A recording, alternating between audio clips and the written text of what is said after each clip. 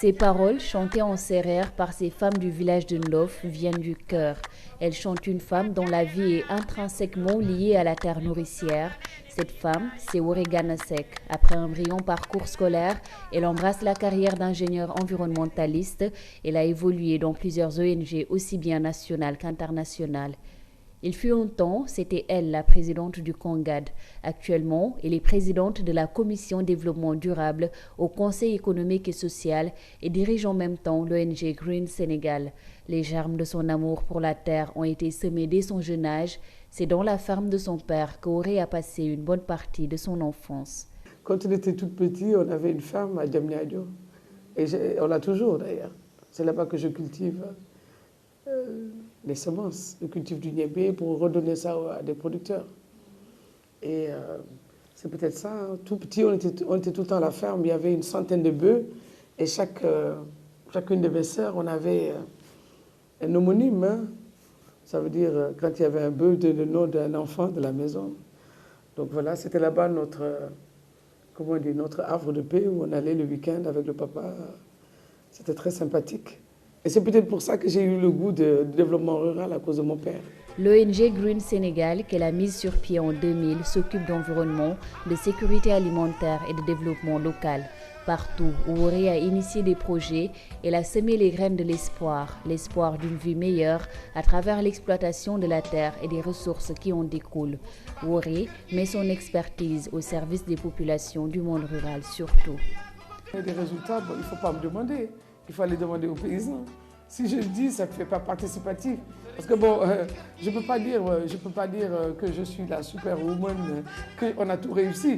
Il y a eu des échecs. Mais moi, le projet que j'adore, le projet que j'aime beaucoup, c'est le projet de Fatick, le projet de Fimela. Parce que là-bas, nous avons travaillé avec le Fonds pour l'environnement mondial, M. Omar Wan, du Fonds pour l'environnement mondial, du Microfem. C'est des petits projets de 50 000 $, 22, 25 millions pour 2 ans. Et on a un troisième projet. Nous avons aussi travaillé avec le FNRA et l'ISRA sur le screening des différentes espèces tolérantes au sel. Et nous avons sélectionné 10 espèces. Et dans ces 10 espèces, il y en a qui sont super performantes. Et aujourd'hui, nous reboisons des terres salées avec des espèces issues de la recherche.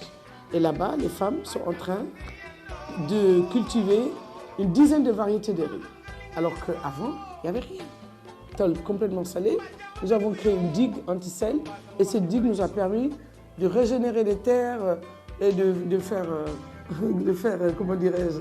la culture du riz. Et dans ce village-là, quand j'arrive, je suis comme le président de la République. Hein. C'est des chevaux des chevaux avec des beaux pagnes, des séroraval qui m'accueillent, tu vois. Woré Gana Seck souhaite que la production agricole au Sénégal soit accrue. N'empêche, elle est très attachée au respect des normes environnementales. Pour elle, c'est la survie de la planète et de l'espèce humaine qui est en jeu. D'ailleurs, Woré faisait partie de la délégation sénégalaise au sommet de Copenhague sur le climat en décembre dernier.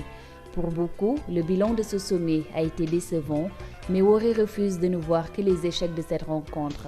Elle préfère mettre l'accent sur les avancées enregistrées à Copenhague. On était à Copenhague, c'est très intéressant parce que pour une première fois, j'ai vu une grosse délégation sénégalaise. Comme je vous l'ai dit, j'ai beaucoup suivi la Convention sur la désertification. J'ai été à plusieurs conférences des partis sur la désertification et c'était ma première conférence sur le climat. Donc on était environ 70 Sénégalais. Donc le ministre Djiboka, qui était donc notre chef de délégation, après le président de la République est venu et nous avons beaucoup échangé.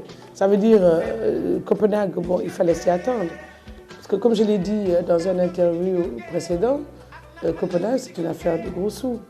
Par exemple, les produits des industries polluantes arriveront difficilement à réduire leurs émissions parce que pour eux c'est une question d'économie.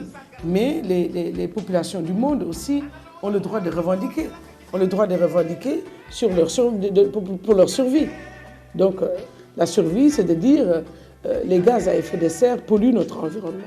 C'est-à-dire nous qui habitons dans les zones côtières, le niveau de la mer augmente, ou bien les inondations attaquent nos maisons, et ou bien la pluviométrie est réduite parce que la saison sèche est plus bonne. Au Sénégal, ces 2 dernières années, on a eu quand même une bonne pluviométrie, mais il faut voir sur le long terme.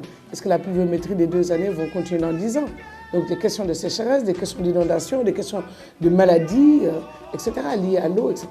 Donc les populations du monde doivent revendiquer. Et c'est comme ça, vous avez parlé du G77 de la Chine. Nous avons fait bloc en disant que nous voulons une réduction des gaz à effet de serre jusqu'à hauteur de 45% par rapport à des émissions de 1990. On n'a pas été d'accord, les gens disent entre 20 et 30%. Mais bon, ce qu'il fallait, peut-être si vous dites qu'il y a eu des chèques, d'accord, mais au moins on a poussé les États-Unis à donner un chiffre. Alors qu'avant Copenhague, les États-Unis n'avaient pas de chiffre. Mais le Premier ministre de l'Éthiopie, pour nous, son discours a été un peu trop dilué. Parce que ce que les Africains lui ont demandé de dire à la grande session, il n'en a pas parlé, il a plutôt parlé du financement. Et c'est pour ça que nous avons beaucoup aimé la communication du président de la République du Sénégal, qui a dit « nous ne sommes pas venus ici pour parler d'argent ».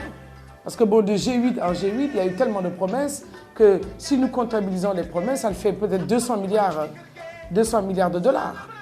Alors que nous sommes venus pour parler d'un accord juste et équitable.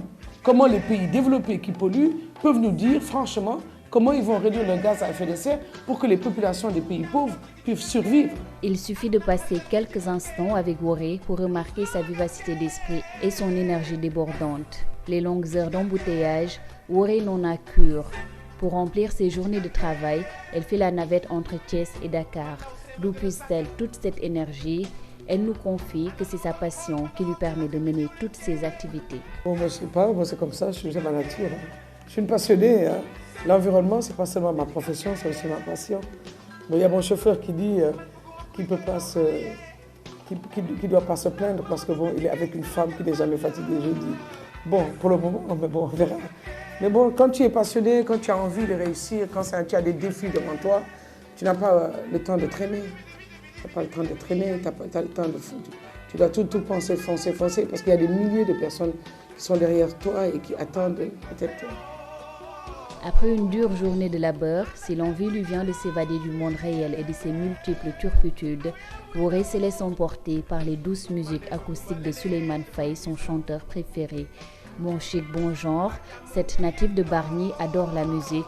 Elle a même pris sous son aile le groupe de reggae de Dakar, Tim Shell, qu'il a choisi comme marraine. Woré aime également coudre à la main.